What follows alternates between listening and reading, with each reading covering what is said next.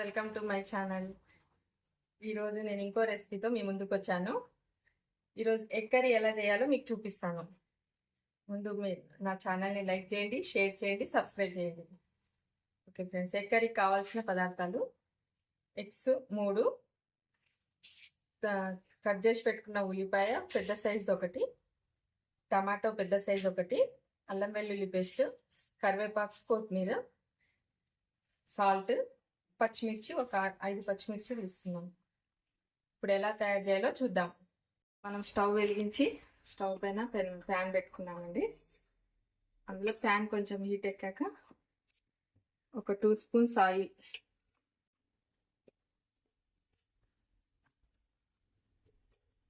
Heat ఎక్కిన తర్వాత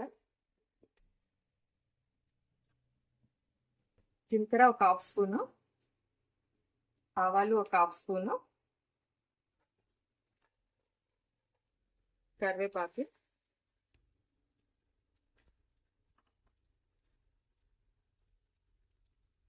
పచ్చిమిర్చి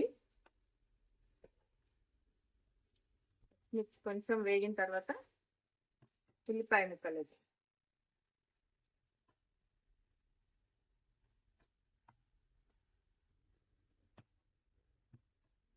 ఉల్లిపాయ ముక్కలు బాగా వేగనిద్దామండి. ఇప్పుడు ఉల్లిగడ్డ మనకు బాగా వేగిందండి. వేగిన తర్వాత 1 స్పూన్ అల్లం వెల్లుల్లి పేస్ట్,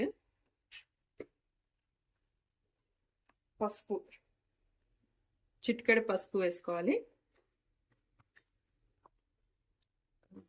ఇప్పుడు అల్లం వెల్లుల్లి కూడా కొంచెం స్మెల్ వచ్చే వరకు వేయించుకోవాలండి.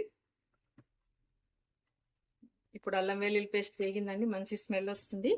టమాటా ముక్కలు వేసేద్దాము. టమాటా ముక్కలు కూడా బాగా వేగిన తర్వాత ఎగ్స్ వేసి కొత్తిమీర వేస్తే ఎగ్ కర్రీ రెడీ అయిపోతుంది. చపాతీలోకి కానీ రైస్లోకి కానీ బాగుంటుంది. టమాటాలు వేగుతున్నాయండి. ఇప్పుడు మనం కొంచెం దీంట్లో సాల్ట్ వేసుకున్నాము. సాల్ట్ తగినంత వేసుకోండి. లైట్గా ఒక చిటికెడు కారం పొడి, ఎక్కువ వేసుకోవద్దు, కొంచెం లైట్గా.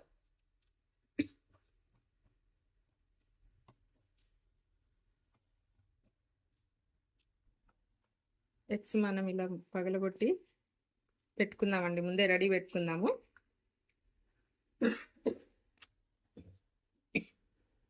ఇప్పుడు మనకి మంచి వేగిపోయింది. దీంట్లో మనం ఎగ్ వేసేద్దాం.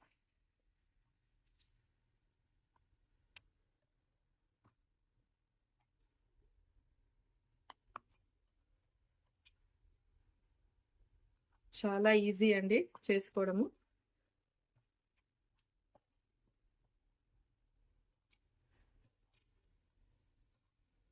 ఎగ్ కర్రీ రెడీ అయిపోతుందండి. ఎగ్ మొత్తం ఉడికాక ఇలా అవుతుంది. ఒక 2 మినిట్స్ పక్కన పెట్టేసి మనం కొంచెం కొత్తిమీర వేసి ఒక బౌల్లోకి తీసుకుందాము. ఇప్పుడు మనకు కొత్తిమీర వేసుకొని దించేసుకుందాము.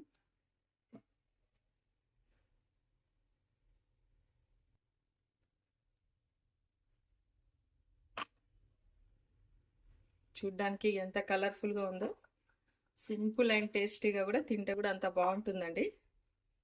నేను అందుకే ముందే చెప్పాను, ఏదైనా నేను సింపుల్గా చూపిస్తాను. అంటే మసాలాలు అవి వేస్తుంటాం కదా, అవన్నీ నేను తర్వాత చూపిస్తాను. ఇప్పుడు ప్రజెంట్ కొత్త కొత్త వంటలు నేర్చుకునే వాళ్ళు కానీ తొందరగా అందరు ఒకేలాగా చేయరు కదా, అలా నేను వెరైటీగా సింపుల్గా చూపిస్తున్నాను. ఓకే అండి, మనకి ఎగ్ కర్రీ రెడీ అయిపోయింది. ఇప్పుడు మనం దీన్ని ఒక బౌల్లోకి తీసేసుకుందాము. ఇప్పుడు మనకి ఎగ్ కర్రీ రెడీ అయిపోయిందండి. కొంచెం కొత్తిమీరతో గార్నిష్ చేసుకోండి. ఇప్పుడు మనం దీన్ని చపాతీలో కానీ రైస్లోకి కానీ తినొచ్చు. Okay friends, thank you.